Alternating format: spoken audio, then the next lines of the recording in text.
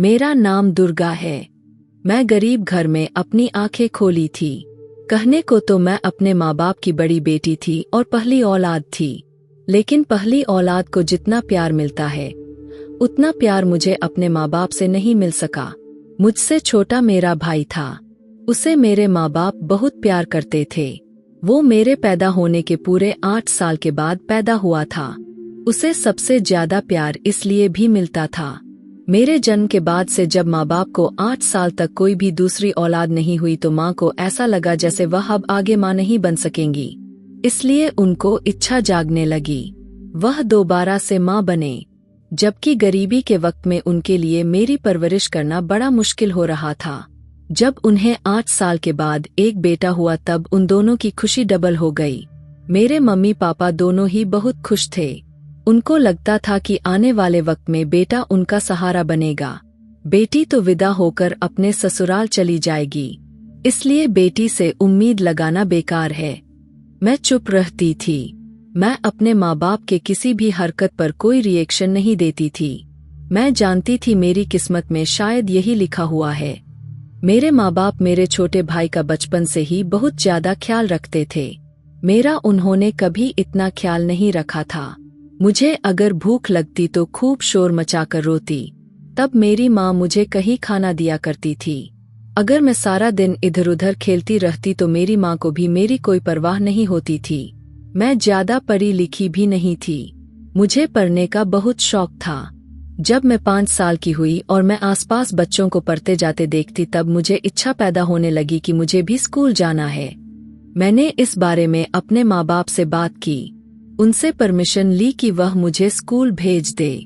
मेरी उम्मीद के हिसाब से उन दोनों ने मुझे मना कर दिया था, मगर फिर मेरी जिद करने पर मेरे माँ बाप का कहना था कि तुम अपना शौक पूरा करने के लिए 1-2 साल तक स्कूल जा सकती हो, वह भी सरकारी स्कूल में, क्योंकि फीस देने की हमारी हैसियत नहीं है।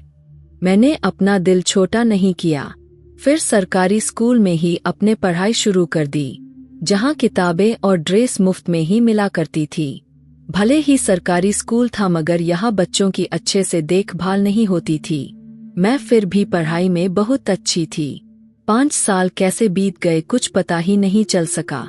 फिर माँ ने कहा अब स्कूल जाने की कोई जरूरत नहीं है, तुम बड़ी हो गई हो, अब घर के काम संभालो। बचपन में और कम उम्र में ही माँ ने मुझे घर के सारे काम सिखा दिए थे और खुद तो भाई की सेवा में लगी रहती थी। मुझे उन्होंने खेल कूद पढ़ाई लिखाई से हटकर घर के कामों में बिजी रख दिया था। कम उम्र से ही मुझे खाना बनाना, घर के काम सब कुछ तरीके से करना आ गया था। फिर जैसे ही मैं जवान हुई मेरे माँ बाप को मेरी शादी की फिक्र सताने लगी।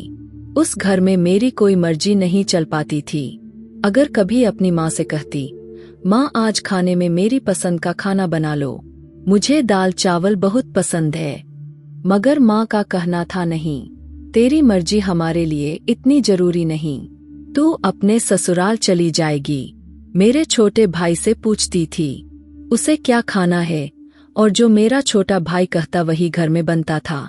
यहाँ तक कि हर त्योहार पर उसके लिए कपड़े आते और मुझसे कह दिया जाता अभी तुम्हारे कपड़े रखे हुए हैं, पहले वही पहनो, उसके बाद दूसरे आएंगे।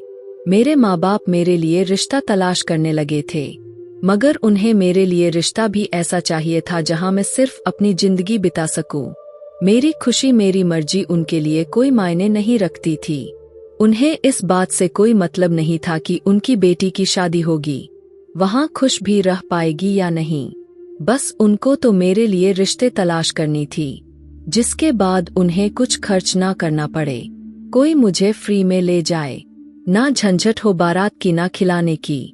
मेरे माँ बाप आपस में बैठकर जब मेरी शादी के बारे में बात किया करते थे तब मैं उनकी बातों को सुनती रहती थी और उनकी नीयत को भी अच्छी तरह से समझ चुकी थी। फाइनली उन्हें मेरे लिए ऐसा रिश्ता मिल गया था जिसके साथ वह मुझे विदा कर देना चाहते थे। यह रिश्ता इतनी जल्दीबाजी का था, मुझे भी कुछ सोचने समझने का टाइम नहीं मिला था। एक दिन अचानक माँ ने कहा, तैयारी शुरू कर दो, अगले हफ्ते तुम्हारी शादी है। यह सुनते ही मैं हैरान रह गई थी। मैंने कहा, लड़का कौन है, कैसा है? माँ ने मुझे घूर कर देखा और कहने लगी, तुम होती कौन हो इस बारे में सवाल करने वाली? बेटियां सिर्फ अपने माँ बाप की मर्जी के हिसाब से चलती है। हमने तुम्हारे लिए अच्छा रिश्ता देखा है, वहां पर तुम खुश रहोगी। हाँ, एक बात याद रखना, वहां अपना गुजारा करने की कोशिश करना। ऐसा ना हो कि छोटी मोटी तकलीफों पर रोती हुई यहाँ पर आ जाओ। देखो, हम लोग पहले ही बहुत परेशान हैं, बहुत गरीब है। तुम्हारे पापा ने तुम्हारी कितनी मुश्किलों से तुम्हें पाला है, तुम जानती हो ना। मैं चुप हो गई और मैं अपनी नजरें झुका ली। उनको कोई जवाब नहीं दिया। उन्होंने कहा कि बस इसी तरह अपने ससुराल में भी अपनी आंखें खुली रखना और मुंह बंद रखना। मैं समझ गई थी कि वह क्या कहना चाहती है। इससे आगे कोई भी सवाल करने की मेरे पास गुंजाइश नहीं थी। कभी कभी मुझे ऐसा लगता था जैसे मैं इस पूरी दुनिया में अकेली हूँ। मेरा अपना कोई नहीं, कोई मेरे साथ खुशियों को समझने वाला नहीं। फिर एक वक्त ऐसा आया जब मेरी शादी का दिन भी आ गया। मेरी शादी बहुत ही सिंपल हुई थी। ना कोई ढोल, ना सजावट, ना हलचल, ना चहल पहल। बस माँ ने मुझे लाकर लाल चुनरी उड़ा दिया और पंडित जी ने कुछ मंत्र पढ़े और मेरे फेरे हुए। फिर शादी संपन्न हो गई। मेरे दिल में खुशी थी ना मेरे दिल में अफसोस था, बस अजीब सी बेचैनी थी। पता नहीं यह अनजाना रिश्ता कैसा होगा। जैसे ही मुझे पंडित जी ने आवाज दी, बच्ची यहाँ बैठ जाओ, और सामने एक बड़े उम्र के आदमी को देखकर मैंने सोचा कि शायद उनके बेटे से मेरी शादी होने जा रही है। मगर जब मुझे पता चला कि मेरा होने वाला पति यही इंसान है, तो मेरे रोंगटे खड़े हो गए। मैंने अपनी माँ की तरफ चौंक कर देखा। मेरी आंखों में आंसू थे। वह समझ गई थी मैं उनसे क्या सवाल करने वाली हूँ। उन्होंने मेरे सर पर हाथ रखा और कहा, बेटी, यह बहुत ही अच्छे इंसान हैं, खाते पीते घर के हैं। तुम्हें उनके घर कोई भी परेशानी नहीं होगी। पापा ने भी कुछ इसी तरह आशीर्वाद दिए थे। मैं जो हर बार की तरह इस बार भी चुप रही। वह मेरी जिंदगी का इतना बड़ा फैसला मेरी मर्जी के खिलाफ हो गया। मेरी शादी उस आदमी के साथ हो गई थी। अब मैं उसको अपना पति मान लिया था और मैं विदा होकर उसके घर आ गई थी। यहाँ मेरे पति की सिर्फ माँ थी जिसने दरवाजे पर मेरा खूब अच्छे तरीके से वेलकम किया था। तुम बहुत खूबसूरत हो, बस भगवान तुम्हारी किस्मत अच्छा करें। मैं हैरान रह गई, आखिर वह ऐसे आशीर्वाद क्यों दे रही थी। फिर उन्होंने मुझे मेरे कमरे में भेज दिया था। मैं उस छोटे से कमरे में बैठी हुई थी जहाँ सिर्फ एक पुरानी अलमारी, एक पुरानी कुर्सी और एक डबल बेड रखा हुआ था। उस कमरे की हालत देखकर ऐसा लगता था जैसे काफी पुराना कमरा है और यहाँ कोई रहता भी नहीं था।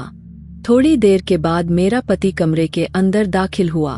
वह जब मेरे बराबर में आकर बैठा, उन्होंने कहा, यहाँ तो आ गई हो, मगर यहाँ आने के बाद अपनी आंखों में ज्यादा सपने सजाने की जरूरत नहीं।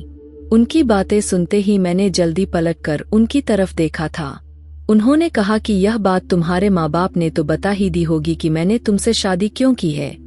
मैंने ना में सिर हिलाया और कहा कि नहीं, मुझे कुछ भी नहीं बताया गया। उन्होंने कहा, तो फिर तुम्हारे माँ बाप की गलती है। असल में पहले से ही शादीशुदा हूँ और तुम अपना मकसद समझ जाओगी। इस घर में तुम्हें सिर्फ बच्चे पैदा करने के लिए लेकर आया हूँ, पत्नी होने का हक देने के लिए नहीं। मैं पहले ही अपनी पत्नी से मोहब्बत करता हूँ, इसलिए मुझे तुम्हारी कोई जरूरत नहीं। मेरी पत्नी के साथ मेरी शादी को 8 साल बीत गए हैं। अभी तक वह माँ नहीं बन सकी, इसलिए मैंने तुमसे शादी की। मैंने तुम्हारे माँ बाप को सारी बात पहले ही बता दी है और उनसे यह भी कह दिया था कि आपकी बेटी को हमारे घर में रहने के लिए सारी सुविधा मिलेगी, इसलिए मेरे साथ ज्यादा सपने सजाने की जरूरत नहीं। उनकी बातें सुनकर मेरी आंखों में आंसू आ गए थे। सबसे ज्यादा अफसोस मुझे उस बात पर हुआ था कि मेरे माँ बाप ने मेरी शादी एक ऐसे इंसान से की जो पहले ही शादीशुदा था और उस घर में मुझे पत्नी बनाकर नहीं बल्कि एक बच्चा पैदा करने वाली मशीन समझकर लाया गया था। मुझे सारी जिंदगी अपने माँ बाप से कोई शिकायत नहीं हुई, लेकिन अब मेरा दिल अफसोस से भर गया था। मैं बहुत रोई थी, मगर मेरे पति को मेरे आंसुओं से कोई फर्क नहीं पड़ा। उसने लाइट बंद की, अपना हक मुझसे वसूल कर लिया था। मैं अब उसकी पत्नी थी, उसे रोक भी नहीं सकती थी, ना इस घर से भाग सकती थी। उस रात मुझे नींद नहीं आई थी। मैं सारी रातें परेशान रही। अपने माँ बाप के दिए गए धोखे के बारे में सोचती रही। उन्होंने मुझे अपने घर से निकालने के चक्कर में मेरे बारे में कुछ सोचा तक नहीं था। फिर मैंने अपने दिल को समझाया और कहा, जैसा भी हो, अब यह इंसान मेरा पति है और मैं अपने घर से विदा होकर इस घर में आ चुकी हूँ। मेरे माँ बाप ने मुझसे पहले ही बोल दिया था कि शादी के बाद यहाँ आने की जरूरत नहीं, जैसा भी हो अपने ससुराल में ही गुजारा करना। अब जो भी मुझे यहीं पर रहना था। सवेरे उठी, नहा धोकर अच्छे से तैयार हो गई थी। मैंने अपने हाथों में लाल रंग की चूड़ियां पहनकर लिपस्टिक लगाई और सुबह सवेरे अपनी सास का आशीर्वाद लेने के लिए जैसे ही कमरे से बाहर निकली तो एक औरत ने मेरा रास्ता रोक लिया। मैं समझ नहीं सकी थी यह कौन है। मैं अभी उससे कुछ कहने ही वाली थी कि उसने मेरे मुंह पर एक जोरदार तमाचा मार दिया और कहने लगी, तेरी हिम्मत कैसे हुई इतना सजने संवरने की?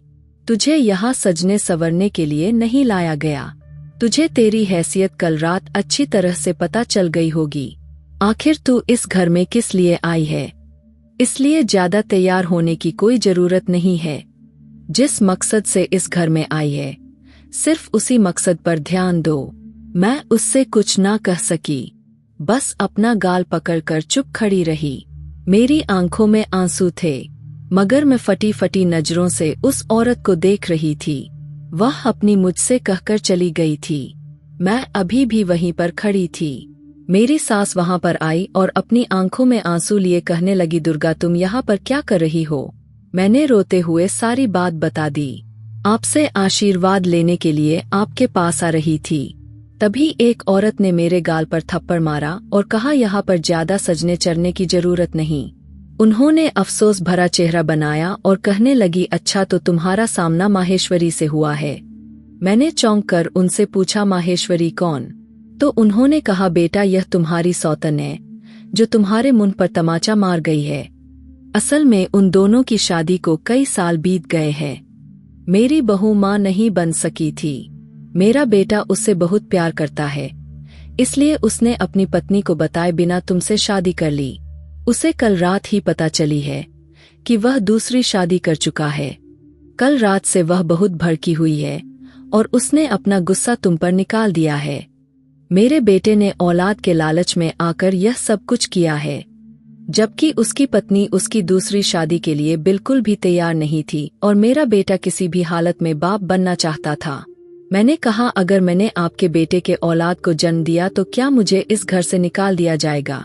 मेरे पति को औलाद उससे मिल जाएगी तो क्या वह मुझे छोड़ देंगे? उन्होंने कहा, नहीं बेटा, मेरा बेटा इतना भी बेपरवाह नहीं।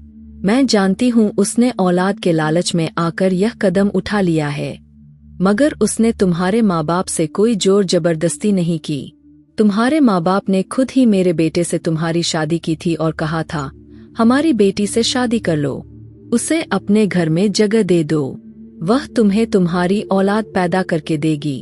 अक्सर वह हमारे यहाँ आते जाते रहते हैं। सास की बातें सुनकर मेरा दिल बहुत दुखी में हुआ था, मगर फिर भी मैंने अपने दिल को समझा लिया। सोचा कि अब मुझे यहीं पर रहना है तो यहाँ के माहौल के हिसाब से खुद को ढाल लेना होगा। आज मेरी शादी की पहली सुबह थी। मैंने सोचा कि मुझे अपने पति का दिल जीत लेना चाहिए, मुझसे वह नाराज ना हो। अगर बच्चा पैदा करने के लिए लेकर आए हैं तो मैं उनकी खुशी पूरी करने के लिए तैयार हूँ, मगर यह नहीं चाहती कि वह मुझसे गुस्सा रहें। मैं किसी भी कीमत पर अपने पति को खुद से गुस्सा रहने नहीं देना चाहती थी। मैंने एक दो बार उनसे पूछा, आपके लिए नाश्ता लेकर आऊं, मगर उन्होंने मना कर दिया। अपना मोबाइल चलाने लगे। अब ऐसे ही दिन बीतने लगे। मेरी सौतन को घर में मेरी मौजूदगी बिल्कुल भी पसंद नहीं थी, मगर मैं अपने पति के लिए सब कुछ बर्दाश्त कर रही थी। वह मुझे रोज कड़वी बातें सुनाया करती थी, मगर उसकी बातें सुनकर नजरअंदाज कर देती। मैंने देखा था कि मेरे पति के पहले दिन जैसा मेरे साथ व्यवहार था, उसके बाद बिल्कुल वैसा नहीं था। वह दिन बीतने के साथ साथ उसका व्यवहार मेरे साथ नॉर्मल हो गया था। मेरी सास मेरा ख्याल रखती थी। जिस दिन से मेरी शादी इस घर में होकर आई थी, ना तो मैं अपने माँ बाप के घर गई थी, ना ही मेरे माँ बाप में से कोई भी मुझसे मिलने के लिए यहाँ पर आया था। मैंने सोच लिया था जैसे तैसे यही बिताऊंगी। लेकिन कभी अपने माँ बाप के चौखट पर दोबारा नहीं जाऊंगी। जब मेरी सौतन माहेश्वरी मेरे सामने आया करती थी तब तक यही कहती, तुम्हें ज्यादा वक्त तक अपने पति की जिंदगी में नहीं रहने दूंगी। बहुत जल्द इस घर से निकाल कर बाहर फेंक दूंगी, क्योंकि मुझे औलाद की कोई इच्छा नहीं। मुझे औलाद नहीं चाहिए और मैं कभी भी अपने पति को बाप बनता हुआ नहीं देख सकती। वह सिर्फ मेरा है और मेरा ही रहेगा। मैं अपने सौतन की बातों पर चुप रहती, बल्कि मुझे उससे बहुत डर लगता था। एक दिन जब रात के वक्त मेरे पति मेरे साथ मेरे कमरे में मौजूद थे, वह पहली बार मेरे लिए आइसक्रीम लेकर आए थे। मुझे खुशी हुई थी। अब उनको धीरे धीरे मेरी फिक्र होने लगी थी। पहले वह ज्यादा मेरी परवाह नहीं करते थे, लेकिन अब धीरे धीरे उनको मेरी चाहत होने लगी थी। मैं उनकी दी हुई आइसक्रीम उनके साथ बैठकर खा रही थी, जब कमरे के दरवाजे पर जोर से किसी की आने की आहट होने लगी। मेरे पति ने जैसे ही दरवाजा खोला तो उन्हें धकेलते हुए मेरी तरफ लपकी और पति की तरफ देखकर कहने लगी, आपकी हिम्मत कैसे हुई उसके लिए आइसक्रीम लाने की? आपने उसे यहाँ बच्चा पैदा करने के लिए लेकर आए हो या उसके शौक पूरे करने के लिए? उन्होंने कहा कि चुप हो जाओ माहेश्वरी, मेरी शादी तुमसे भी हुई है और इस लड़की से भी हुई है। इसका ख्याल रखना मेरा फर्ज है। पति की बातों पर वह चुप हो गई थी। मेरे पति उस पर चिल्लाकर कमरे से बाहर निकल गए, मगर माहेश्वरी मेरे पास आई और कहने लगी, तुमने अच्छा नहीं किया मेरे पति से शादी करके। तुम मेरा हक ले रही हो। मेरा पति जो कल तक मेरा था अब तुम्हारा दीवाना होने लगा है। तुम्हें यह सब कुछ बहुत महंगा पड़ने वाला है। मुझे धमकी देकर चली गई थी और मैं जो आइसक्रीम मिलने पर खुश थी, अब मेरी सारी खुशी छूमंतर हो गई थी। मेरी आंखों में आंसू आ गए थे। उस दिन के बाद से मुझे अजीब सी घबराहट होने लगी थी। ऐसा लगता था जैसे मेरे साथ कुछ गलत होने वाला हो। बार बार मेरे दिमाग पर मेरी सौतन की धमकी घूमती रहती थी। इस घर में सुकून नहीं था, एक अजीब सी बेचैनी थी। मैंने कई बार हिम्मत करके अपने माँ बाप से बातचीत करने की कोशिश की थी। भले ही उन्होंने मेरे साथ यह सब कुछ किया था, लेकिन थे तो वह मेरे माँ बाप ही और मुझे उन लोगों की याद आ रही थी। लेकिन मैं सोच कर ठहर गई जैसे मुझे उनकी याद आ रही है, वैसे उनको मेरी याद क्यों नहीं आ रही। मेरे दिल का हाल सुनने वाला कोई नहीं था। एक दिन मैं घर के सारे काम निपटाकर अपने कमरे में बैठी हुई थी, जब अचानक कमरे का दरवाजा खुला था। मैंने चौंक कर दरवाजे की तरफ देखा तो अपनी जगह में दंग रह गई थी। मैं घबराकर अपनी जगह से उठ खड़ी हुई थी, क्योंकि सामने ही मेरी सौतन और उसके साथ दो अनजान आदमी खड़े थे।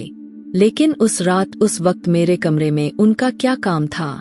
वो मुझे देखते हुए कहने लगी, अगर शोर मचाओगी तो तुम्हें बहुत भारी पड़ेगा। अगर तुम चुप से बर्दाश्त करोगी तुम्हें तकलीफ भी नहीं होगी। मेरी सौतन कहने लगी, अगर तुमने शोर मचाने की कोशिश की तुम्हें जो तकलीफ मिलेगी उसकी जिम्मेदार तुम खुद होगी। यह कहते ही उसने उन दोनों आदमियों को इशारा किया था। वह दोनों अंदर मेरी तरफ बढ़े थे। मैं चुप कर अपनी जगह से खड़ी हो गई। मैंने चिल्लाकर माहेश्वरी से कहा, तुम्हारा दिमाग खराब हो गया है क्या? तुम क्या कर रही हो? उन दोनों ने मुझे पकड़ लिया था। मैं उनसे चीख कर कह रही थी, छोड़ दो मुझे। वह दोनों का मुंह ढका हुआ था, मुझे अपने साथ घसीटते हुए ले जा रहे थे, मगर मैं रो रही थी, चिल्ला रही थी, मुझे कहाँ लेकर जा रहे हो? छोड़ दो मुझे। उनमें से कोई भी मेरी बात सुनने को तैयार नहीं था। उनमें से एक ने कहा, ज्यादा शोर करने की जरूरत नहीं, ठीक होगा, हमारी बात मान लो वरना नुकसान उठाओगी। यह कहते ही वह मुझे घसीटते हुए मेरे मुंह पर जोरदार थप्पड़ रखते हुए बाहर घसीट कर ले जा रहे थे। इतने में ही दरवाजे पर मेरा पति आ गया। उन्हें देखकर मैंने सुकून की सांस ली थी। उन्हें देखते ही ऐसा लगा जैसे मेरे शरीर में किसी ने जान वापस भर दी हो। अंदर आते ही वह भी कुछ पल के लिए ठहर गए थे और फिर अचानक उन्होंने अपनी पहली पत्नी के बालों को जकड़कर उसके मुंह पर एक जोरदार थप्पड़ मार दिया और कहा, तुम कहाँ लेकर जा रही हो उसे? यह तो अच्छा हुआ कि तुम्हारी सासू माँ ने मुझे फोन कर दिया था कि तुम्हारी पहली पत्नी ने किसी अनजान आदमी को घर के अंदर बुलाया हुआ है। मैं तो यह बात बहुत अच्छे से जानता हूँ कि तुम दुर्गा को बिल्कुल भी पसंद नहीं करती हो, लेकिन अब मुझे पता चल गया कि तुमने दो आदमियों को अंदर बुलाया हुआ है और तुम उन्हें लेकर दुर्गा के कमरे में चली गई हो। तो ना जाने क्यों मुझे कुछ खटका सा महसूस हुआ था, इसलिए मैं जल्दी मौके पर पहुंच गया। यह 2 आदमी कौन थे और मेरे साथ क्यों जबरदस्ती कर रहे थे, और ना जाने वह मुझे कहाँ लेकर जा रहे थे, यह बात कोई नहीं जानता था। माहेश्वरी चुप खड़ी थी। वह दोनों लड़के भागने की कोशिश कर रहे थे, मगर घर में मौजूद मेरी सास मेरे पति के शोर शराबे की आवाज सुनकर पहले ही पुलिस को बुला लिया गया था। पुलिस ने उन सबको अरेस्ट कर लिया था। मेरी सास ने मुझे घर में रहने के लिए कहा था और मेरे पति ने उन दोनों आदमियों को और मेरी सौतन को पुलिस अपने साथ पुलिस स्टेशन ले गए थे। मुझे घर में अकेले बहुत डर लग रहा था। मैं बहुत घबराई हुई थी। जब थोड़ी देर के बाद दोनों माँ बेटे वापस आए तो उन्होंने मुझे यह हकीकत बताई, ऐसा हकीकत जिसे वह भी कई सालों से अनजान थे। उन्होंने बताया उन्हें भी आज पहली बार पता चला कि माहेश्वरी ऐसे गुंडों से मिलती जुलती है। वह एक ऐसे गैंग में शामिल थी जो लोगों के शरीर के अंदर के अंगों को निकालकर उसको बेचा करते हैं। यह बात सुनते ही मेरे पैरों तले से जमीन निकल गई थी और वह लोग मुझे भी अपने साथ ले जा रहे थे। असल में जिस दिन से मेरे पति ने अपनी पहली पत्नी की मर्जी के खिलाफ जाकर दूसरी शादी मेरे साथ की थी, तब से ही उसे यह बात बिल्कुल पसंद नहीं आई थी और उसे लगा अब उसका पति बदल जाएगा, मुझसे मोहब्बत करने लगेगा। इसलिए उसने मुझे इस घर से ठिकाने लगाने का फैसला किया। सास दवाई खाकर सो रही थी। पति घर से बाहर गया हुआ था, इसलिए उसके लिए यह सब कुछ आसान हो गया था, मगर वह नहीं जानती थी आज मेरी सास ने दवाई खाई ही नहीं थी, बल्कि उनकी दवाई खत्म हो गई थी। अक्सर वह दोपहर को नींद की दवाई खाकर 4 घंटे के लिए सो जाया करती थी। आज जब उन्होंने माहेश्वरी के साथ 2 आदमियों को मेरे कमरे में आते हुए देखा तो जल्दी से बेटे को फोन करके सब कुछ बता दिया। मेरे पति ने उन तीनों को अरेस्ट करवा दिया। पुलिस ने जब उन तीनों से पूछताछ की तो पता चला कि वह एक बहुत बड़ी गैंग चला रही थी। माहेश्वरी भी उस गैंग का हिस्सा है।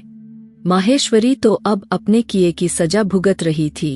मेरे पति ने मुझसे माफी मांगी और कहा अच्छा हुआ मौका पर पहुंच गया, वरना आज तुम्हारे साथ ना जाने क्या हो जाता।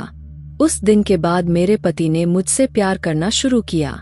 अब मैं उस घर में बड़े आराम से रहने लगी थी। ऊपर वाले ने हमें कुछ टाइम के बाद मेरी कोख भर दी थी। जैसे ही मेरे 9 महीने पूरे हुए तो मैंने एक बेटे को जन्म दिया। मेरे पति की इच्छा पूरी हो गई थी। मैं अपने पति और बेटे अपने सास के साथ बहुत खुश रहती थी। जो खुशियां मुझे पहले कभी नहीं मिली थी, वह खुशियां मुझे अब मिल रही थी, क्योंकि बेटे के जन्म के बाद मेरे पति मेरी और भी ज्यादा इज्जत करने लगे थे। मगर मेरे पति को अब भी माहेश्वरी की याद सताती थी, क्योंकि उन्होंने पहले माहेश्वरी से लव मैरिज की थी और उनको अब प्यार में धोखा मिला था।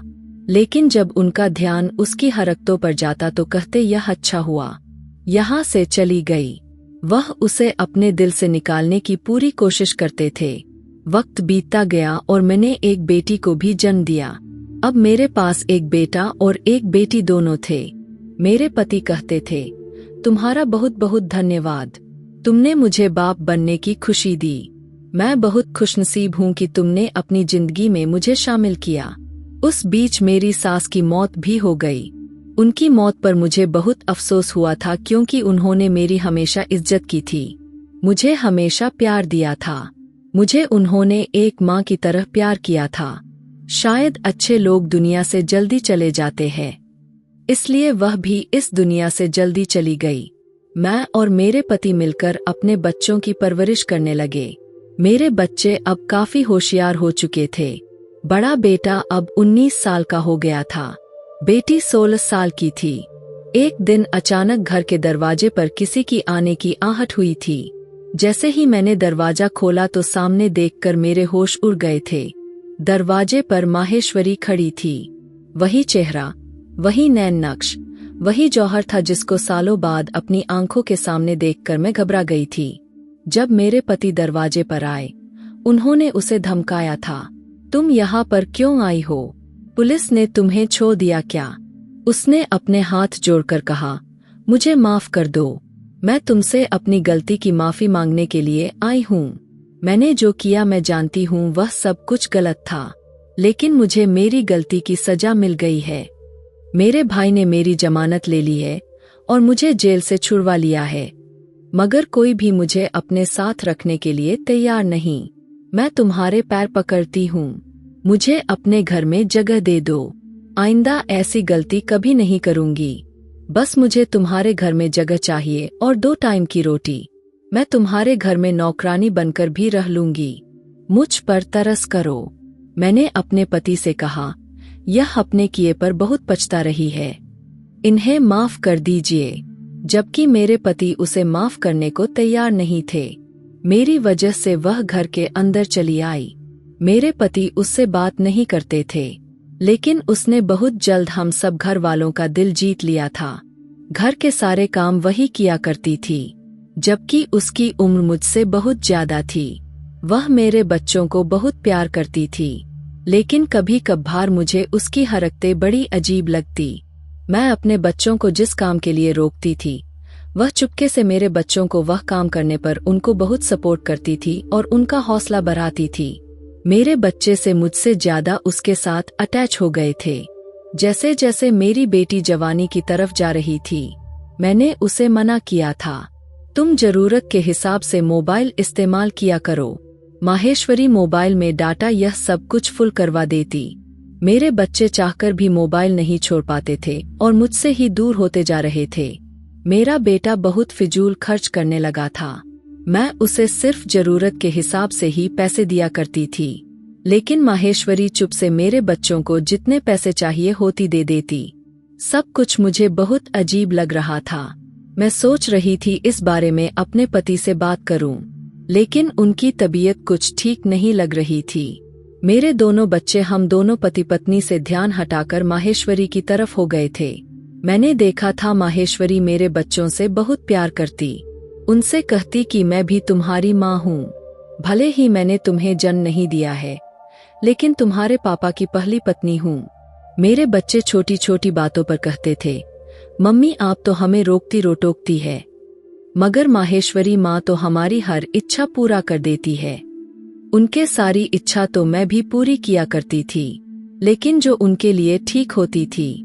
मैं अपने बच्चे को बिगाड़ना नहीं चाहती थी, मगर माहेश्वरी उनकी हर इच्छा पूरी करके उनकी आदतों को बदल रही थी।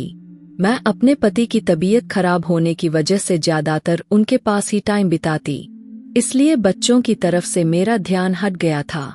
एक दिन उनकी तबीयत इतनी ज्यादा खराब हो गई कि उस दिन वह दुनिया छोड़कर चले गए। अब मैं खुद को अकेला महसूस कर रही थी। मैं उनकी मौत पर बहुत रोई थी। उनके मरने के कुछ दिन के बाद ही मैंने देखा कि मेरे दोनों ही बच्चे मुझसे पूरी तरह से अलग हो गए हैं। उनको जैसे मेरी कोई परवाह ही नहीं थी, ना बेटे को ना बेटी को। अब जब उनके बाप की मौत हुई थी तब और भी ज्यादा माहेश्वरी के करीब हो गए थे। मैंने देखा जो माहेश्वरी हमारे सामने हाथ जोड़कर रोते हुए इस घर में दाखिल हुई थी। उसने कहा था मुझे सिर्फ यहाँ रहने के लिए जगह दे दो, एक वक्त की रोटी चाहिए। मगर अब उसने मेरे पति के मरने का पूरा फायदा उठाया था। मैं देख रही थी मेरे बच्चों के अंदर भी काफी बदलाव आ गए थे। मेरे दोनों ही बच्चे मुझसे कोई उम्मीद नहीं रखते थे। मेरा बेटा अब नौकरी करने लगा था। उसकी उम्र अब 24 साल हो गई थी। बेटी घर में होते हुए भी मुझे नजरअंदाज कर देती थी कि आखिर मेरे बच्चों को यह सब क्या हो गया था। मेरे बच्चे जो कभी मेरे हुआ करते थे, अब मुझे पराया लगने लगे थे। क्या माहेश्वरी ने मेरे बच्चों को भी मुझसे छीन लिया था? क्या वह इसलिए इस घर में आई थी? मेरे तो कुछ समझ में नहीं आ रहा था। एक दिन माहेश्वरी ने मुझसे कहा, उठो और घर का सारा काम करो। मैंने कहा, यह तुम क्या कह रही हो? वह कहने लगी, हाँ मैं बिल्कुल ठीक कह रही हूँ, बस मुझे जितना काम करना था मैंने कर लिया। उसके तेवर बहुत बदले हुए थे। एक दिन सुबह का टाइम था जब मैंने घर में चहल पहल देखी तो मैं बिल्कुल हैरान रह गई। मैंने जैसे ही कमरे से बाहर निकल कर गई तो देखा अधेड़ उम्र का एक आदमी बैठा हुआ था, मुझे देख रहा था। मेरा बेटा उठ खड़ा हो गया और उस आदमी को कहने लगा, देखो यह मेरी मम्मी है। उसने गर्दन हिलाई। मैंने कहा, बेटा यह सब क्या हो रहा है? यह कौन है? तो कहने लगा, मम्मी घर में काफी दिक्कत हो रही है। पापा के मरने के बाद हम लोग हर चीज के लिए तरस रहे हैं अब घर में कोई ऐसी कीमती चीज नहीं जिसे बेच दिया जाए। फिर हमारा ध्यान आप पर गया। हमने सोचा कि आपकी शादी तो कम उम्र में हो गई थी। बच्चे होने के बावजूद भी आपकी उम्र ज्यादा नहीं लगती, तो फिर आपकी शादी करवा देते हैं। मैंने चौंक कर कहा, तुम पागल हो गए हो क्या? क्या बकवास कर रहे हो? उस दिन घर में माहेश्वरी नहीं थी। मेरा बेटा और बेटी दोनों मौजूद थे। बेटी ने मेरा बाजू पकड़ा और कहने लगी, अभी तो हमारी सारी जिंदगी पड़ी है। आप हमें हमेशा छोटी छोटी बातों पर रोकती टटोकती हो। हमारी भी लाइफ है। हम अपनी लाइफ को अपने हिसाब से जीना चाहते हैं। बस अब हमने फैसला कर लिया है कि हम आपकी शादी उन अंकल से करवा देते हैं, और आपको पता है उन्होंने हमें पूरे लाख देने का वादा किया है। आपसे उनकी शादी हो जाती है तो हमें लाख मिलेंगे और उन लाख से हमारी बहुत सारी परेशानी हल हो जाएगी। वैसे भी जब से पापा की मौत हुई है हम लोग एक एक के लिए तरस गए हैं। मैंने कहा, तुम लोगों को शर्म नहीं आती? अपनी माँ को लाख में बेच रहे हो। उन्होंने कहा, कोई बात नहीं, जैसे पापा चले गए हम समझेंगे आप भी मर गई। वैसे भी हमारा ख्याल रखने के लिए माहेश्वरी माँ है ना। मुझे अपने बच्चों पर बहुत शर्मिंदगी हो रही थी। क्या यह दिन देखने के लिए मैंने उन्हें जन्म दिया था? उनमें और मेरे माँ बाप में शायद कोई फर्क नहीं था। हर बार अपनों ने ही मुझे धोखा दिया था। एक वक्त था जब मेरे माँ बाप ने मेरे पति से मेरी शादी अपने फायदे के लिए करवाई थी। अब यह वक्त आ गया कि मेरे बच्चे अधेड़ उम्र के आदमी से मेरी शादी अपने फायदे के लिए करवा रहे हैं। मैं सिर्फ सारी जिंदगी दूसरों के फायदे का मकसद बनती रहूंगी। मैं बिलख बिलख कर रोई थी, मगर मेरे बच्चों ने मेरी एक ना सुनी। मेरे अपने बच्चों ने मेरी शादी जबरदस्ती उस आदमी से करवा दी। मुझे अपने साथ अपने घर ले गया। जैसे ही मैं उसके घर पहुंची, यह देखकर मेरी आंखें चौंक गई कि उसका घर बहुत आलीशान था, बल्कि यह बहुत बड़ा बंगला था। चमचमाती हुई गाड़ियां खड़ी हुई थी। यह आदमी इतना अमीर था। उसने मुझसे कहा कि तुम्हें परेशान होने की जरूरत नहीं, मेरी पहली पत्नी तो कई साल पहले मर गई है। ऊपर वाले ने कोई औलाद भी नहीं दी। मैंने तुमसे शादी सिर्फ इसलिए की ताकि मेरा बुढ़ापा आराम से बीते, तुम मेरी सेवा कर सको, मेरे साथ रह सको। मैं शायद कुछ कहने के काबिल नहीं थी, क्योंकि मेरे अपने ही बच्चों ने मुझे जो नर्क दिखाए थे वह गम मेरे लिए बहुत बड़ा था। और फिर उस आदमी के साथ वहां रहने लगी। यहाँ मुझे कोई काम नहीं करना पड़ता था। ढेर सारे नौकर मेरे आगे पीछे घूमते रहते थे, सारे काम वही करते थे। मेरा पति तो बीमार था, उसे कुछ पता नहीं होता था मैं क्या कर रही हूँ। उसे तो बस किसी के साथ की जरूरत थी, इसलिए उसने मुझसे शादी की थी। दिन तेजी से बीतते जा रहे थे। अब मुझे ऐसा लगता था जैसा मेरा कोई भी अपना नहीं, और मैं जिंदगी को स्वीकार कर लिया था। अपने बच्चों की तो मैं शक्ल भी नहीं देखना चाहती थी। लगभग 2 साल बीत गए थे। 2 साल के बाद ऐसा भी वक्त आया जब मेरा यह भी पति इस दुनिया को छोड़कर चला गया, और मैं इस बड़े से बंगले में बिल्कुल अकेली रह गई थी। वह तो चला गया था, लेकिन उसकी सारी जायदाद का ख्याल अब मैं ही रखती थी। उसके मरने के बाद कुछ दिन के बाद एक जवान लड़का, उसकी उम्र लगभग 30 साल की थी, वह घर के अंदर दाखिल हुआ। मैं सोफे पर बैठी हुई थी, मेरे सामने बैठ गया। सारे नौकर उसे देखकर सीधे खड़े हो गए। मैंने कहा, कौन हो तुम? उसने कहा कि मैं आपके पति का छोटा भाई हूँ, मैं विदेश में रहता हूँ। भैया की मौत अचानक हुई है। मेरे लिए लंदन से यहाँ आना इम्पॉसिबल था, इसलिए मुझे अब यहाँ पर आना पड़ा। मुझे अफसोस है कि मेरे भाई इस दुनिया को छोड़कर चले गए हैं। उनके मौत को 1 हफ्ता हो गया और मैं यहाँ देर से पहुँचा हूँ। आखिर वक्त मैं उनसे मिलना चाहता था, उनको देखना चाहता था। शायद मेरी किस्मत में यह सब कुछ नहीं था, लेकिन फिर मुझे पता चला कि मेरे भाई ने आपसे शादी कर ली है। फिर मुझे और ज्यादा शक हुआ कि मुझे आपसे मिलना चाहिए। वैसे तो मुझे यहाँ आए हुए 3 दिन बीत गए हैं, लेकिन मैं आपसे मिलने के लिए आज आया हूँ। आप यहाँ पूरे घर में अकेली रह रही है। मेरे भाई की सारी जायदाद भी आपकी हो गई है। वह बातें कर रहा था, मैं बिल्कुल चुप रही। फिर उसने अगली बात ऐसी कही जिसने मेरे होश उड़ा कर रख दिए।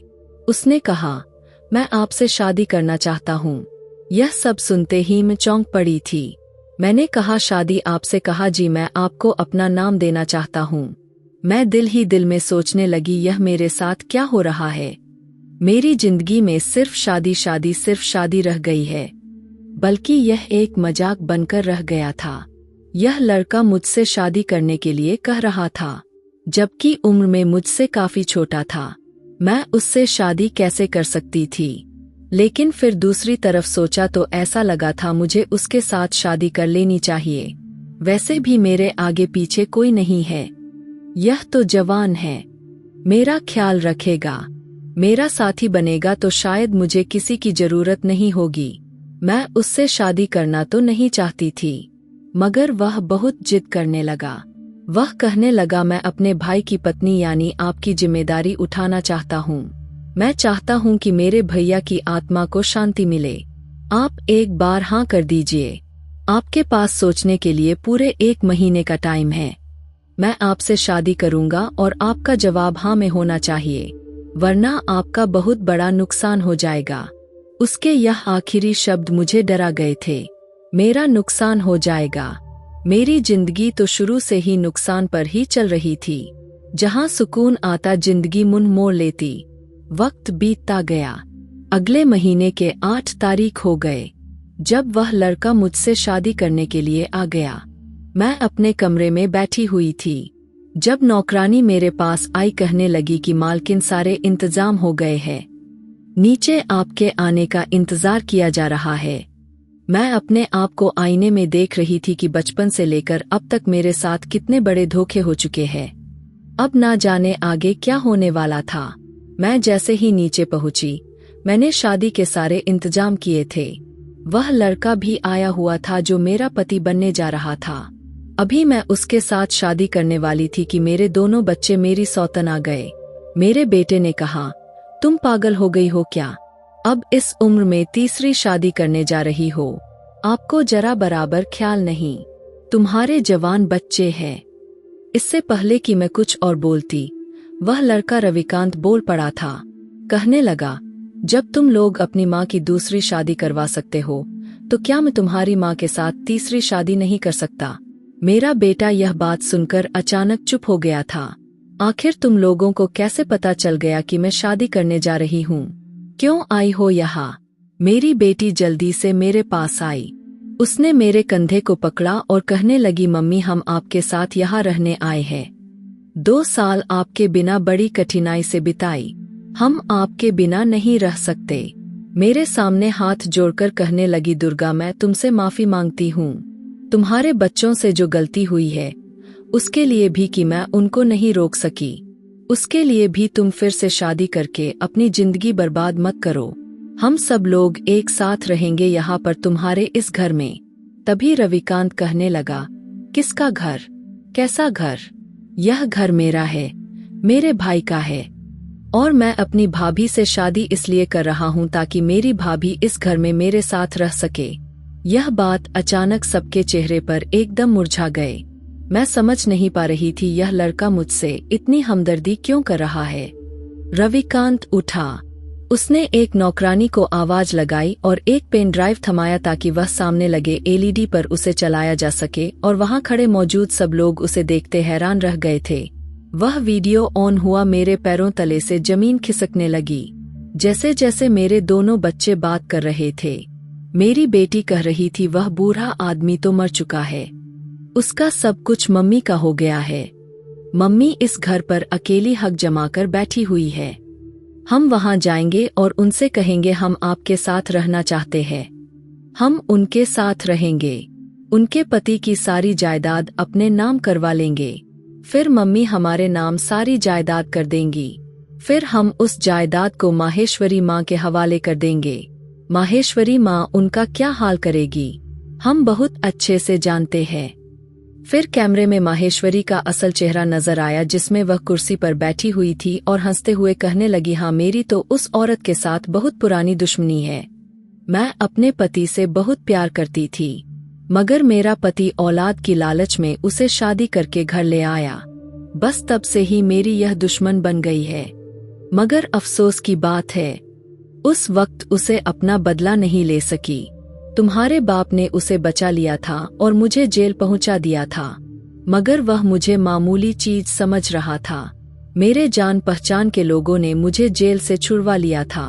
फिर मैंने प्लान बनाया कि तुम लोगों के घर जाऊंगी, उसे दोबारा से मजा चखाऊंगी। उस औरत ने मेरे बच्चे को अपनी तरफ कर लिया था। मेरे बच्चे जो कभी अपनी माँ के सामने ऊंची आवाज में बात तक नहीं करते थे, वही बच्चे उस औरत के कहने पर अपनी माँ के खिलाफ जा चुके थे।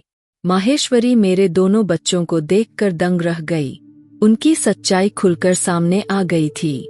मेरे बेटे ने भागने की कोशिश की, तभी उसी अनजान आदमी ने उसे पकड़ लिया जो बिल्कुल उसके पीछे खड़ा हुआ था।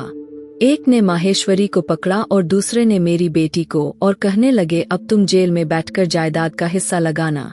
उस वक्त तो मेरी सौतन जेल से छूट गई थी, मगर अब उसे बहुत बड़ी सजा मिलेगी। उसने बताया कि वह दुबई में रहता था जब उसे अपने भाई की मौत की खबर मिली थी। साथ ही यह भी पता चला उसके भाई ने दूसरी शादी कर ली है। उसने वहां से पहले अपने आदमियों को काम पर लगवा दिया, मेरा बैकग्राउंड जानने के लिए कि मैं कैसी हूँ और मैं कौन थी। उसके आदमियों ने मेरी सारी जानकारी ले ली, किस तरह मेरे बच्चे मेरे खिलाफ हुए थे। उन्होंने उसके भाई को मुझे 2 लाख में बेच दिया। रविकांत के ही आदमियों ने पूरी प्लानिंग के साथ माहेश्वरी और मेरे बेटे और मेरी बेटी का पीछा किया। उन्हें जहां से भी जैसी भी सबूत मिली, उन्होंने रविकांत को भेज दिया। एक बहुत जरूरी सबूत था जो रविकांत मुझे दिखाना चाहता था, और उसे यह भी पता चला कि वह लोग मेरी तीसरी शादी की खबर सुनकर मेरी शादी को रोकने के लिए जरूर आएंगे। तभी उन लोगों की यह सच्चाई जानकर मेरे पैरों तले से जमीन निकल गई थी। मैं धीरे से चलते हुए अपनी सौतन के पास गई। मैंने उसके मुंह पर एक जोरदार थप्पड़ मार दिया और कहा, तुम्हें शर्म नहीं आई? यह सब कुछ करते हुए तुम्हें शायद भगवान ने इसलिए औलाद नहीं दी क्योंकि तुम दूसरे की गोद उजाड़ने में माहिर हो। वह वहां से भागने की कोशिश कर रही थी, लेकिन अब उसका भागना बड़ा मुश्किल हो गया था। रविकांत के बारे में भी सारी सच्चाई पता चली। वह पहले से ही शादीशुदा है। वह शादी नहीं करना चाहता था। वह तो अपने भाई की पत्नी को बचाने के लिए यह सारा खेल रचाया था। मेरा इस दुनिया में कोई नहीं है, कोई मेरी मदद नहीं कर सकता, इसलिए वह आगे बढ़ा और उसने यह सब कुछ नाटक रचाया। तीनों को पुलिस पकड़ कर ले जा चुकी थी। माहेश्वरी पर तो अब लंबा केस चल रहा था क्योंकि वह एक ऐसे गैंग से जुड़ी हुई थी जो यही काम किया करती थी, औरतों को बेचना खरीदना। मगर मुझे अपनी बेटी का ख्याल था। वह लड़की थी और मैं नहीं चाहती थी वह जेल में अपनी जिंदगी बिताए। मगर फिर मुझे ख्याल आया, बेटी ने भी तो अपनी माँ के बारे में नहीं सोचा। वह भी तो लालची हो गई थी। मैंने उसके हाल पर छोड़ दिया। मुझे अपने बच्चों से कोई हमदर्दी नहीं रही। रविकांत अगले दिन पुलिस स्टेशन गए। वहां जाकर हमें माहेश्वरी की हकीकत पता चली। असल में माहेश्वरी एक डॉक्टर की बेटी थी और इस काम की शुरुआत उसने अपने पिता के साथ मिलकर की थी। मैं अब उसी बंगले में रहती थी। रविकांत भी दुबई से अपने बच्चों के साथ यहीं पर रहता था। रविकांत की पत्नी बहुत अच्छी थी, मेरा बेटी की तरह ख्याल रखती थी। रविकांत के 2 बच्चे थे, दोनों लड़के थे और मेरे साथ बहुत अटैच हो गए थे। इधर कुछ दिनों के बाद मुझे पता चला मेरे मम्मी पापा एक अनाथ आश्रम में हैं और वहां पर मेरी मम्मी की मौत की खबर सुनकर मेरे पैरों तले से जमीन निकली थी। मेरे छोटे भाई ने लव मैरिज की थी। मम्मी पापा का जो रहने का मकान था वह बेचकर फरार हो गया था। मैं दर दर की ठोकर खा रहे थे। कोई अनजान आदमी उन्हें अनाथ आश्रम छोड़ आया था। जब मैंने सुना तो मैं अपने पापा से मिलने वहां पहुंची। बहुत बुरे हालत में वह मुझे नहीं पहचान पाए थे। उन्हें पैरालाइज अटैक हुआ था। वह अपनी दिमागी संतुलन खो चुके थे। मां का अंतिम संस्कार करवा दिया गया था। मेरे माता पिता के कर्मों की सजा भी उन्हें इसी जिंदगी में काटनी पड़ी थी, जिसे वह बुढ़ापे का सहारा समझकर पाल रहे थे। वही उन्हें धोखा देकर भाग गया था और ऐसे ही नरक वाली जिंदगी दे गया था।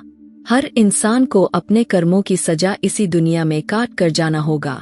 इसलिए हमें हमेशा अच्छे कर्म की अपेक्षा करनी चाहिए। अगर मेरी बात से आप लोग सहमत हैं, तो जरूर बताइए। मैं आज अपने पिता के इलाज करवा रही हूँ, लेकिन वह शायद कुछ दिन के मेहमान हैं और भगवान ने उनकी लास्ट यात्रा भी मेरे हाथों से लिखी थी। बुढ़ापे में मेरे मम्मी पापा को मुझसे मिला दिया। मैंने तो अपने मम्मी पापा को माफ कर दिया है, लेकिन मैं अपनी औलाद को कभी माफ नहीं करूंगी। आप लोग बताइए, क्या मुझे अपने बच्चों को माफ कर देना चाहिए या नहीं? और मेरी वीडियो आप लोग जहां कहीं से भी देखते हैं, कमेंट में अपने शहर और राज्य का नाम जरूर बताइए। मुझे आप लोगों के कमेंट पढ़ने में बहुत आनंद आता है और उन सभी का मैं बहुत बहुत धन्यवाद करना चाहती हूँ, जो लोग मेरी वीडियो को देखते हैं, लाइक करते हैं और शेयर करते हैं। अगर आपको आज की कहानी पसंद आई है, तो वीडियो को जरूर लाइक कीजिएगा और अपने दोस्तों के साथ शेयर भी कीजिएगा। और हाँ, अगर आपने अभी तक हमारे चैनल को सब्सक्राइब नहीं किया है, तो जरूर सब्सक्राइब कर लें। मिलते हैं हम अपनी कल की एक और नई दिलचस्प कहानी के साथ। मुझ पर सदा अपना प्यार और स्नेह बनाए रखें। सभी को मेरा प्यार भरा नमस्कार दोस्तों। खुश रहें, स्वस्थ रहें, मस्त रहें।